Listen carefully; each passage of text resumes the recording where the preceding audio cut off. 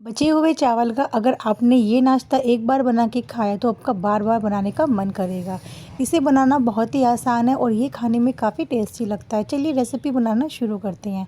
इसे बनाने के लिए सबसे पहले आपको बचे हुए चावल ले लेने हैं। जितने भी आपके पास बचे हुए चावल हैं उसी के हिसाब से हम इस नाश्ते को बनाएंगे।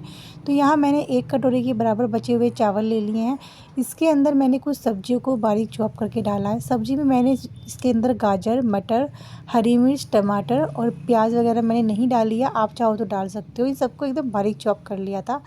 अब इनको डालने के बाद इसमें 1 चम्मच भर के मैंने बाइंडिंग के लिए कॉर्नफ्लोर डाला है और थोड़े से बेसिक से मसाले इसमें कि मैंने पिसा हुआ धनिया, मिर्च, नमक, जीरा और हींग डाल के इसका अच्छी तरह से इसको हम एक स्मूथली मतलब इसका बैटर बना के तैयार, मतलब बैटर नहीं बनाना है, इस तरह से मतलब डो लगा के तैयार कर लेंगे।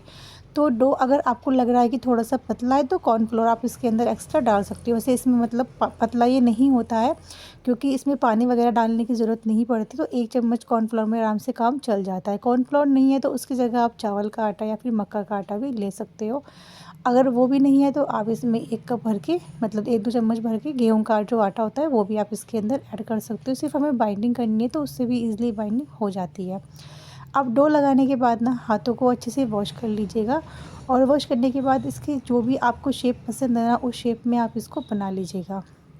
ये हाथ पे बिल्कुल भी नहीं चिपकता है, एकदम सूखे-सूखे हाथ रहते तो हमें हाथ पे कोई भी ऑयल लगाने की ज़रूरत नहीं है। बहुत ही ईज़िली ये बन के तैयार हो जाता है। तो देखिए हाथ पे ना कोई मैंने ऑयल वगैरह कुछ नहीं लगाया है और इसकी अपनी मनपसंद शेप में आपको नाश्ता बनाना है। मैं ये नहीं बोलूँगी कि आप इसकी टिक्कियाँ बनाइए मेरी तरह, नहीं, आपको जो भी पसंद है आप बना लीजिएगा। जिस भी शेप में आपको इसे बनाने का मन कर रहा है आप उस शेप में इसको बना सकते हो। तो सारी टिक्कियों को ना एक ही बारी में बना के तैयार कर लिया है मैंने। इससे क्या होता है कि जब हम नाश्ते को बनाते तो बहुत आसानी रहती है। तो शुरू में ही आपको बना के तैयार कर लेना है सारे मतलब नाश्ते को, ये नहीं कि आपने बाद में बनाना है। तो यहाँ सारी टिक्कियों को मैंने एक ही बारी में बना के तैयार कर लिया है। बहुत ही आसानी से बन जाती हैं, बहुत ही अच्छी तरह से ये मिक्स हो जाती है, बहुत अच्छे से इसका डो लग जाता है। अगर चावल थोड़ा सा टाइट है तो आप हल्का सा ना उनको मिक्सी में चला के उसके बाद इसका डो बना लीजिएगा। अगर चावल थोड़े से मतलब जो खीर वाले चावल होते हैं, थोड़ा सा मतलब ज़्यादा घुटे हुए चावल होते हैं तो उसमें आपको कुछ भी करने की इसमें ज़रूरत नहीं है। मिक्सी में अगर नहीं चलाना चाहते तो आप कोई भी मतलब मैशर से भी उसे अच्छे से मैश कर सकते हो चावल पे, तो भी इजली इसका डो लग के तैयार हो जाता है। तो यहाँ पे देखिएगा इस तरह से हाथ से ना इसकी जो भी शेप आपको पसंद है मैंने वो शेप बना ली है। सारी टिक्कियाँ मैंने एक ही बारी में बना के रख ली थी और आप देख सकते हो कितना प्यारा इसमें कलर आया है। हाँ, मैंने इसके अंदर थोड़ा सा हरा धनिया भी डाला हुआ था चॉप करके सब्ज़ी के अंदर।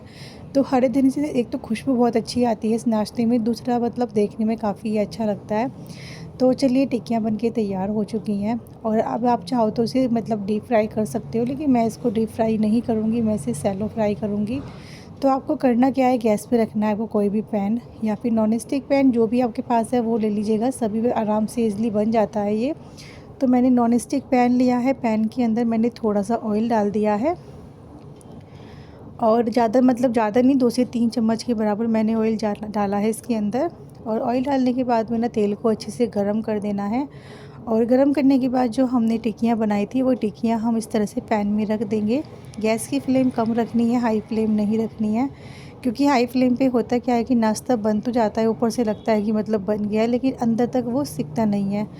और इसे सेकने के लिए हम इसको डीप फ्राई तो कर नहीं रहे हैं, हम इसे थोड़ा सा सैलो फ्राई कर रहे हैं। तो हमें हमें करना क्या होता है कि हमें ना इसे बहुत कम आँच पे बहुत अच्छे से पकाना होता है, ताकि जो नाश्ता है वो हमारा अंदर तक अच्छे से कुक हो जाए, तभी इसका टेस्ट अच्छा आता है।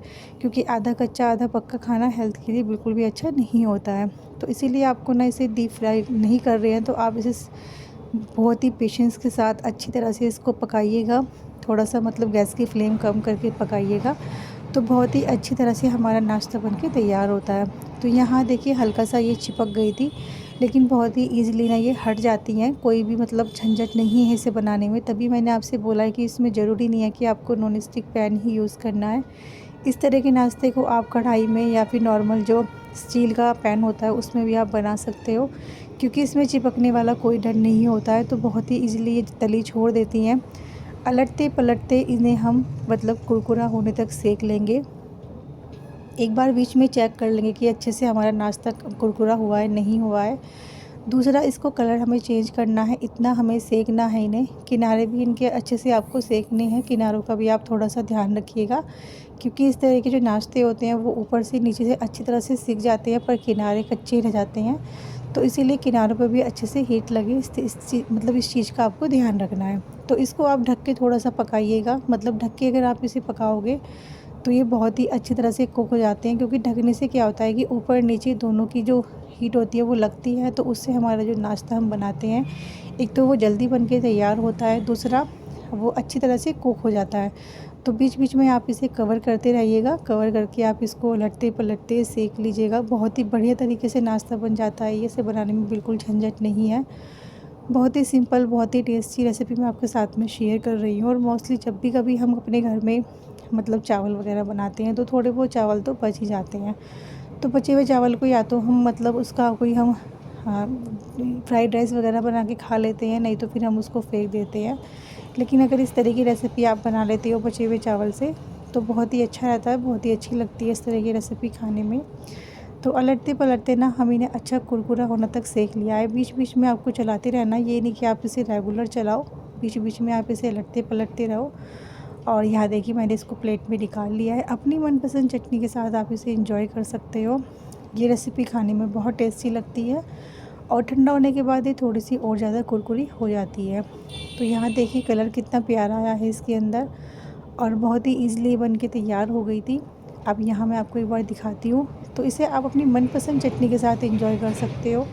तो ये मैंने मूंगफली की चटनी बना के रखी हुई थी, तो हम लोग इससे एंजॉय करेंगे। बाकी आप चाहो तो इसे केचप के साथ या फिर चाय के साथ भी एंजॉय कर सकते हो। जिस किसी के भी साथ आप इसे खाना पसंद करोगे, सबके साथ में काफ़ी टेस्टी लगती है। और चाहो तो आप इसे बच्चों के टिफ़िन में भी या फिर सफ़र पे कहीं जा रहे हो वहाँ भी इसको लेके जा सकते हो। ये रेसिपी बहुत टेस्टी लगती है खाने में, बनाने में जितनी आसान है उतनी खाने में भी ज़्यादा टेस्टी लगती है। तो फ्रेंड्स, मैं उम्मीद करती हूँ कि मेरी आपको आज की रेसिपी बहुत पसंद आई होगी।